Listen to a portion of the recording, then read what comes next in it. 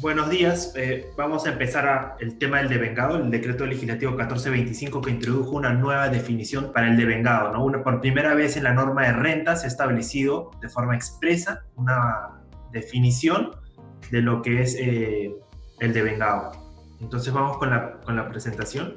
Bien, lo primero que hay que considerar acá es que este decreto legislativo, el 1425, y este nuevo concepto de devengado va a estar recién vigente a partir del 1 de enero del 2019. Es decir, que hasta el 2018 las operaciones van a seguir rigiéndose por el concepto de devengado que existía, bueno, que estaba recogido por la jurisprudencia sobre la base de las normas contables, ¿no? Entonces, solo este nuevo concepto va a regir a partir del 2019. Para efectos de poder entender mejor las reglas que se han establecido, hemos dividido esta regla general en dos subreglas, digamos, para efectos prácticos nada más, porque la regla es una sola.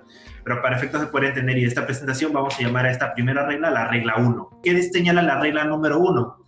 Que el devengado del ingreso se producirá cuando el hecho sustancial para su generación se produzca, siempre que el derecho no esté sujeto a una condición suspensiva y que independientemente de la oportunidad que se cobre y aun cuando no se haya fijado los términos para su pago. Entonces, esta es la primera regla que se ha considerado para la ley de renta. La regla número 2 establece que si la contraprestación o parte de esta se fija en función a un hecho o evento futuro, el ingreso se considerará devengado cuando dicho evento ocurra. Entonces, estas son las dos reglas generales. La regla general que se estableció y que nosotros estamos dividiendo en dos partes, a efectos de la presentación. Ahora, ¿cómo es que ha quedado entonces regulado el tema de las categorías y en la norma del reconocimiento del ingreso que aplica en cada caso?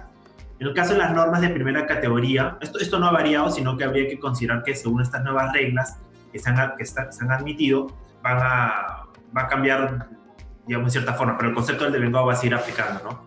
Entonces, para el caso de las rentas de primera categoría, aplica el concepto del devengado y aplicarán la regla número 1 y la regla número 2. En el caso de las rentas de tercera categoría, que corresponden a rentas empresariales, el concepto del devengado aplicará en la regla 1 y la regla número 2 y las reglas especiales que veremos a continuación para ciertos casos que se han establecido. En el caso de rentas de fuente extranjera se mantiene el devengado y se aplica solo la regla 1. En las otras categorías, como ya sabemos que no están reguladas por este decreto o no han sido modificadas por este decreto, se seguirá aplicando la norma del percibido, ¿no? Conforme estaba ya regulado anteriormente en la ley de renta. Ahora, es importante considerar que según la quinta disposición complementaria final del decreto legislativo 1425, hay normas para ciertos sectores especiales que consideran un devengado, que podrían considerar un devengado distinto al que vamos a conversar en esta exposición. En esos casos, este concepto de devengado se va a mantener, ¿no? Es decir, que el 1425 no afecta las normas de devengado para que hayan sido regulados para normas especiales o sectoriales. Bien, entonces comencemos con las rentas empresariales y los supuestos especiales que se han establecido para el devengamiento de ingresos, ¿no? Esta es la norma general que ya habíamos conversado y que ya habíamos visto, tanto la regla número 1 en la parte superior y en la parte inferior la regla número 2. Como decíamos, hay ciertas situaciones en las cuales el concepto del devengado tiene normas específicas. Por ejemplo, en el caso de la enajenación de bienes y en los servicios ejecutados en el transcurso del tiempo, y en este caso se divide en 4, según el grado de realización, según si son de ejecución continuada o no, y si son pactados por tiempo determinado o, en defecto, pactados por tiempo indeterminado. También hay un caso particular para la norma en el caso de cesión de bienes, para el caso de las obligaciones de no hacer, para el caso del factoring, que la norma llama transferencia de créditos, para el caso de la expropiación y para el caso de otros tipos de prestaciones. Entonces pasemos con el primero, que sería la enajenación de bienes.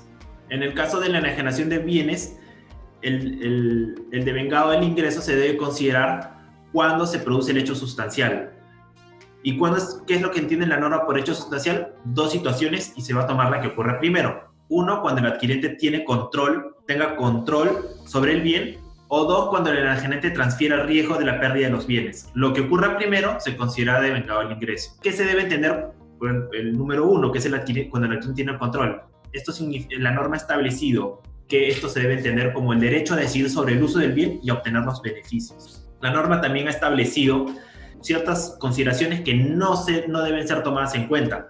Esto es cuando la existencia de pactos, esto es solo para el caso del control sobre el bien. Entonces, ¿qué es lo que dice la norma? Que la existencia de pactos que otorga la transferencia o adquiriente el derecho o la obligación de adquirir o transferir el bien no debe ser considerado. Asimismo, también establece que el derecho del adquiriente de resolver el contrato o exigir al transferente la corrección de cualidades, características o especificaciones pactadas del bien tampoco debe ser considerado, y que la existencia de una o más prestaciones que deban ser contabilizadas en forma conjunta a la transferencia del bien tampoco se considera, porque en este caso se debe considerar de forma independiente para el devengo, ¿no? En el último caso, de la existencia de una prestación adicional. Ahora, la norma también regula, para el caso del devengado, ciertos servicios que se ejecuten en el transcurso del tiempo, y los divide en dos, según el transcurso del tiempo, según el grado de realización, en cuyo caso el método que se va a aplicar es el método para medir el grado de esa realización, y en el caso de la ejecución continuada, lo determina en dos, en pactos por tiempo determinado o pactos por tiempo indeterminado. En el caso de los por tiempo determinado, será según el tiempo de la ejecución que demore este proyecto. Y en el caso de los de indeterminado, será el mejor método de medición de la ejecución de servicios. Es importante precisar en este punto que hay ciertos aspectos de la norma que no han sido regulados en la ley, y que el mismo decreto legislativo 1425 establece que serán regulados por el reglamento. Es decir, que estaríamos a la espera de que se termine de regular este aspecto del devengado en un futuro decreto supremo que debe ser emitido por el Poder Ejecutivo. Próximamente se entiende y se espera que sea antes de finalizar el año. Bien, tratándose del devengo de ingresos, en el caso de los servicios según su grado de realización, hay los métodos que se mencionan a continuación. Ahora, acá es importante hacer la acotación de que el reglamento puede aprobar otros métodos según lo que estableció el decreto legislativo 1425, ¿no? Entonces, entre los métodos que tenemos para medir este grado de realización tenemos tres: la inspección de lo ejecutado, el porcentaje que resulte de relacionar lo ejecutado con el total a ejecutar, y el porcentaje que resulte de relacionar los costos incurridos con el costo total. Ahora, ¿qué método se debe adoptar? El método que se debe adoptar es el método que mejor aplique para la naturaleza y las características de la prestación. Es decir, que esto queda a criterio del contribuyente para escoger el método, ¿no? Ahora, en el caso de los que sean pactados por tiempo determinado, se debe hacer en forma proporcional al tiempo que haya para su ejecución, salvo que exista un mejor método de ejecución. Eso también lo establece la norma de forma expresa. En el caso de los que sean pactados por tiempo indeterminado, será según el mejor método de medición de ejecución del servicio, según la naturaleza y características del servicio. Hay ciertas consideraciones que se debe tener en cuenta sobre el método adoptado. En el caso del método adoptado, este debe ser aplicado de forma uniforme a otras prestaciones similares en situaciones semejantes. ¿Qué quiere decir esto? Que si aquí uno adopta un método para una prestación y hay una nueva prestación que es similar a la anterior, entonces debe aplicar el mismo método. Es decir, que no puede aplicar a uno un método, a otro método. Debe haber una uniformidad. Ahora, algo adicional es que para variar el método adoptado se puede realizar, pero se debe solicitar autorización a SUNAT. Esto va a ser regulado todavía por SUNAT, el método y la forma cómo se va a solicitar la autorización, pero en principio es presentar una solicitud y esperar la autorización de SUNAT. Y cuando se haga este tipo de cambios sobre el método nuevo va a operar a partir del ejercicio siguiente de aprobado la modificación. Es decir, que no tiene una aplicación inmediata. Ahora, ¿qué sucede si es que hay una omisión en la adopción del método y no se presenta el sustento para la aplicación del método? La SUNAT aplicará en este caso el método que considere conveniente según la naturaleza y características de la prestación.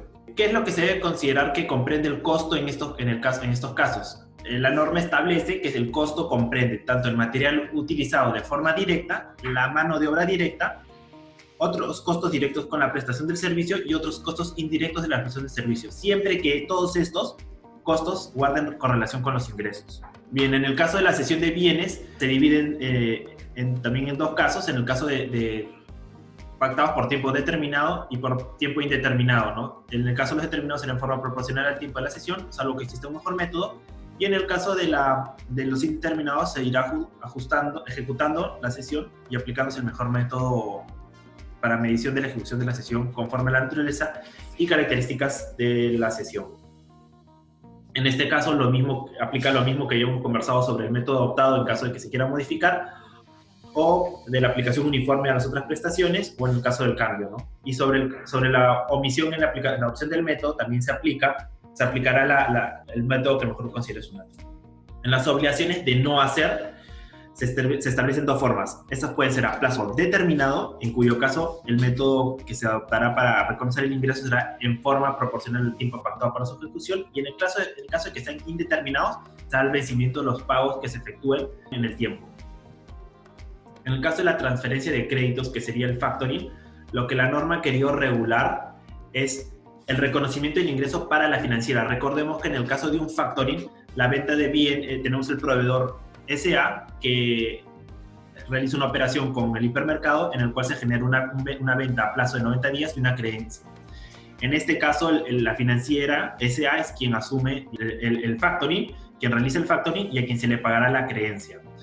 Y en este caso lo que es importante resaltar es que lo que regula la nueva norma del devengado es en caso de que se dé el factoring sin que la financiera asuma el riesgo crediticio.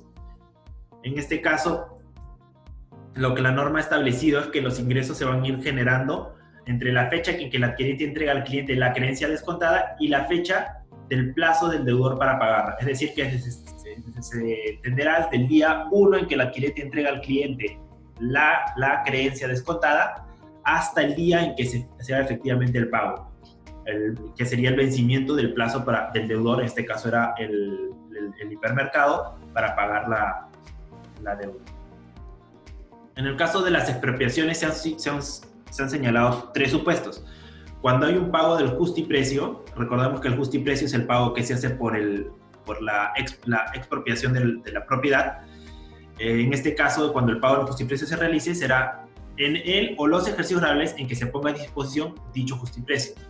En el caso que el justiprecio sea pagado en cuotas, se considerará cuando la cuota se ponga a disposición del contribuyente. Y si el justiprecio se paga en bonos, será cuando los bonos se rediman o se transfieran en propiedad. En ese caso se reconocerán los ingresos. Cuando se trate de ingresos por otros tipos de prestaciones, se devengarán según las reglas generales. Estos son los casos de indemnización, otro tipo de indemnizaciones, intereses, incluyendo el leasing, o mutuos onerosos de bienes consumibles. Estas son las normas generales que ya habíamos visto, que aplican para el caso de otras prestaciones. Y hay que tener en cuenta algunas otras consideraciones respecto a las rentas de tercera categoría. Que si la transacción incluye más de una operación, el ingreso se devenga en forma independiente por cada prestación.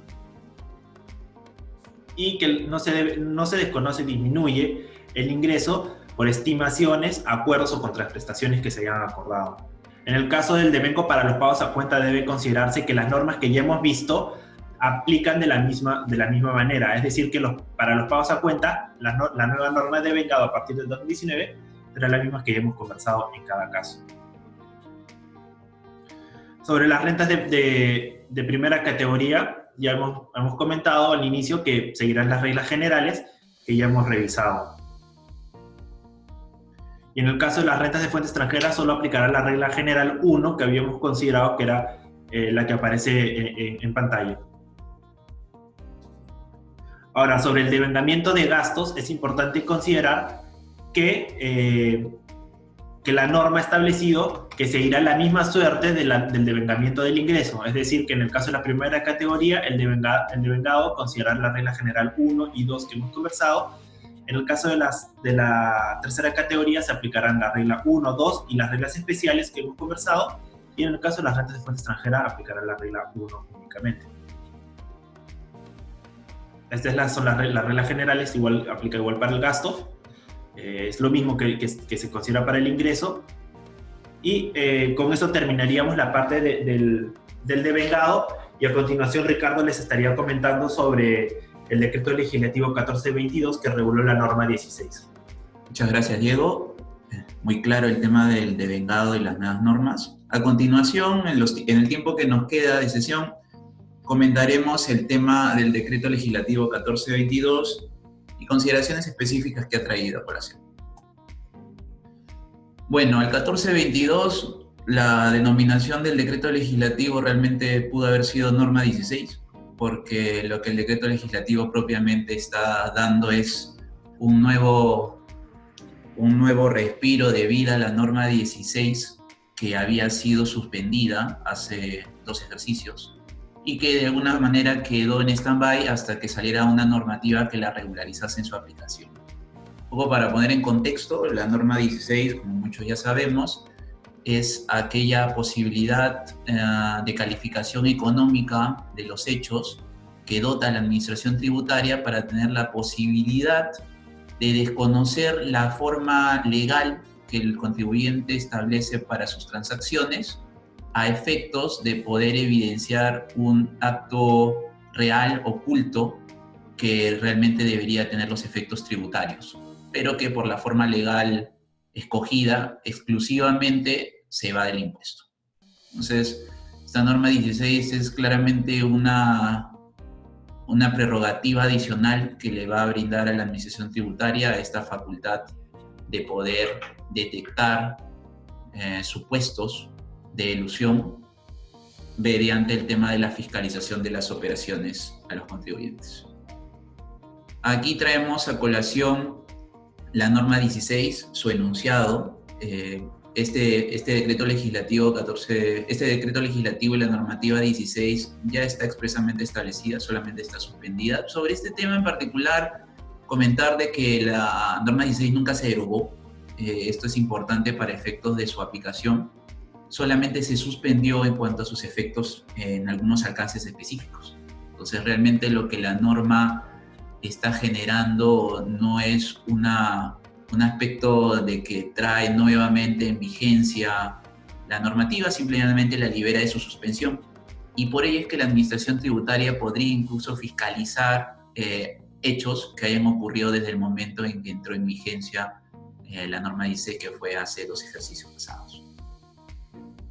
Un poco para poner también en contexto cómo es el alcance de la norma 16, es que hoy día la administración tributaria puede entrar a verificar de repente una reorganización societaria. Como todos sabemos, la escisión, la fusión son aquellas reorganizaciones a través de la cual una empresa puede transferir un bloque patrimonial o puede incluso desaparecer siendo fusionada en otra empresa. Y estas son reorganizaciones societarias pues, que son comunes y se realizan para que las empresas tengan otro tipo de alcance, puedan de repente superar alguna contingencia económica y se asocien para efectos de procurar sus resultados y seguir en el mercado. Pero la norma 16 y la administración tributaria, muy probablemente ahora las organizaciones societarias las aprecie con un ojo por el cual va a tener que advertir de que la organización no haya sido exclusivamente utilizada para de repente evitar establecerse una operación de venta, de una venta simple y pura de un activo, por la cual pues se debió haber pagado un ingreso sujeto a impuesto a la renta y sujeto a IGB el precio. Entonces ahora mucho cuidado con estas nuevas disposiciones, que ahora las reorganizaciones societarias, que como todos sabemos no tienen efectos tributarios, pueden ser observadas para efectos de considerarse que de repente detrás hay una venta de activos. Y bueno, como esto es solo un ejemplo, realmente en atención a la norma 16 y ahora a la fiscalización que va a ocurrir sobre ellas, lo que se invita al contribuyente y lo que les proponemos es que tengan mucho cuidado en cuanto a las planificaciones tributarias que realicen, porque van a tener que de alguna manera sustentar que realmente es más una economía de opción en la que ustedes busquen figuras legalmente válidas y adecuadas para procurar la continuidad del negocio, pero que no tengan como objeto exclusivo una evasión fiscal, porque eso será objeto de una norma 16 y de repente de un ajuste tributario. Un claro ejemplo de cómo es que no se aplica la norma 16 es cuando, por ejemplo, tenemos servicios en los cuales nosotros atendemos a un proveedor con el que el Perú pueda tener un convenio de contrato de imposición. Esto es simple y llanamente una un escoger los convenios contra doble imposición que podría ser, que genera una reducción impositiva, pero siempre y cuando obviamente la operación sea real. Para ejemplo, es si por ejemplo nosotros tenemos un servicio que sea brindado por un proveedor de Estados Unidos con el que no tenemos un convenio contra doble imposición y se genera una renta de fuente peruana y es un servicio utilizado en país, claramente el cliente peruano pues estará sujeto a IGB y una retención de renta. Pero si atendemos a que de repente la misma empresa forma parte de un grupo multinacional y tienen también una oficina en Chile, por un aspecto tributario, nos convendría que el proveedor chileno sea el que efectivamente nos brinde el servicio. Y obviamente sería el proveedor chileno quien destacaría personal, quien nos enviaría las comunicaciones, quien nos brindaría propiamente el servicio. Ahí no hay ninguna figura de evasión tributaria, no estamos de ninguna manera haciendo un disfraz de la real operación, pero sí estamos atendiendo a hacer una planificación fiscal atendiendo los convenios contra doble imposición que el gobierno peruano ha suscrito. Eso no es un supuesto de norma 16, ¿no? ¿Qué es lo que ha traído el decreto legislativo 1422? Un procedimiento de revisión de cómo se va a aplicar la norma 16. Concretamente tiene 3 pasos. Expresamente se señala que ahora va a ser objeto dentro de una fiscalización definitiva. Como todos sabemos, tenemos dentro del procedimiento de fiscalización, tenemos la fiscalización definitiva y la de fiscalización parcial. La norma 16 va a ser expresamente objeto de revisión en la fiscalización definitiva. Va a tener que atender a un comité revisor que va a estar constituido por 3 funcionarios de la administración tributaria para entrar sobre el tema que podría generar la aplicación de la norma 16. Y finalmente este comité revisor va a terminar con un informe, el cual se le va a otorgar al órgano competente que está llevando la fiscalización para comunicárselo al contribuyente y el contribuyente presente sus descargos. Mayores detalles sobre el procedimiento de fiscalización se entiende de que va a ser próximamente establecido a través de una norma reglamentaria. El decreto legislativo 1422 también trae infracciones, y esto nos gustaría detenernos unos segundos en precisar que estas infracciones no se aplican para todos los supuestos. Estas infracciones se aplican exclusivamente para aquellas situaciones que en amparo de la aplicación de la norma 16 han generado una menor deuda, han generado un mayor saldo tributario, han generado una mayor pérdida tributaria o se ha procurado obtener una devolución indebida. Pero todo dentro del contexto de la aplicación de la norma 16. ¿De acuerdo? Muchos nos han preguntado si es que, por ejemplo, este 1422 lo que hace es que la multa por pérdida tributaria declarada indebidamente, que ya ha sido derogada respecto de la aplicación del numeral 1 del 178 para casos generales, es que ha vuelto a ser vigente. No. Lo que ha ocurrido es que el tema de la mayor pérdida tributaria se va a aplicar exclusivamente para el tema de la aplicación de la norma 16, como estos aspectos adicionales incluidos aquí. Para ya ir terminando con el webinar sobre los temas objetos de exposición, un aspecto interesante que ha traído el decreto legislativo es las precisiones sobre la responsabilidad solidaria. La responsabilidad solidaria es un concepto por el cual la administración tributaria en la práctica puede exigir el pago de las obligaciones tributarias no solamente propiamente al contribuyente tributario, sino también a un tercero que califica igualmente como deudor en atención a la responsabilidad, al conector de responsabilidad que se tiene, ¿no? Entonces, en atención a la norma 16, se establece, como hemos señalado aquí, la norma expresamente lo señala, que la responsabilidad se va a atribuir a los representantes legales, siempre que hayan colaborado con el diseño y la aprobación de los actos previstos en la norma 16.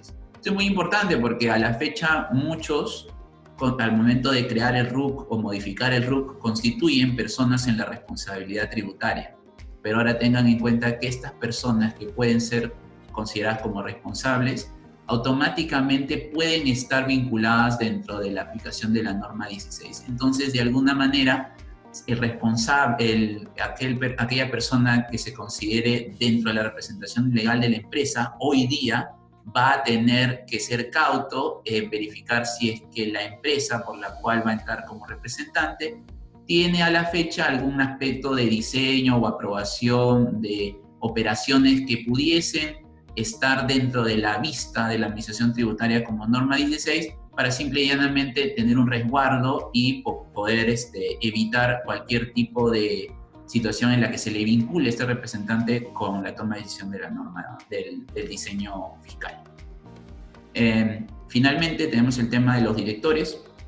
El tema con el director es que hasta esta norma que ha salido, el director pues tenía los alcances establecidos en la Ley General de Sociedades, ¿correcto? Y a partir de ahí teníamos que las formas de las dietas que se les pagaba tenían una naturaleza de renta de cuarta y todos los aspectos vinculados con ello. Pero hoy día el director, de acuerdo con este decreto legislativo 1422, va a comenzar a tener un rol protagónico para efectos fiscales, porque la normativa expresamente señala de alguna manera que a la primera persona que se le va a vincular de alguna forma con la aprobación de actos, situaciones o relaciones económicas vinculadas con la estrategia tributaria de la empresa va a ser al director. Y la norma señala que esta facultad, es decir, la de estar involucrado con los temas de planificación fiscal, es indelegable. En otras palabras, la normativa le está atribuyendo al solo cargo el tema de estar vinculado con estos aspectos de planificación, lo cual realmente es bastante controvertido porque es un aspecto que la Ley General de Sociedades no establece, que digamos es la ley que crea el tema del puesto y los alcances, pero hoy día las normas tributarias están así y estaremos a la espera de una norma reglamentaria que precise estos alcances.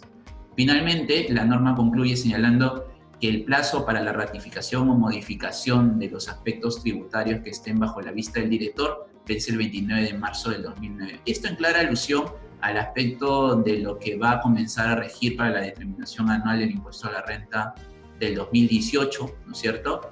Pero si se nos pregunta cómo es la mecánica que se va a ratificar, qué es lo que va a hacer el director, cómo va a comunicar la administración tributaria, eso nos tendremos que esperar a que se genere la reglamentación, porque en la ley no está previsto, solamente está mencionado.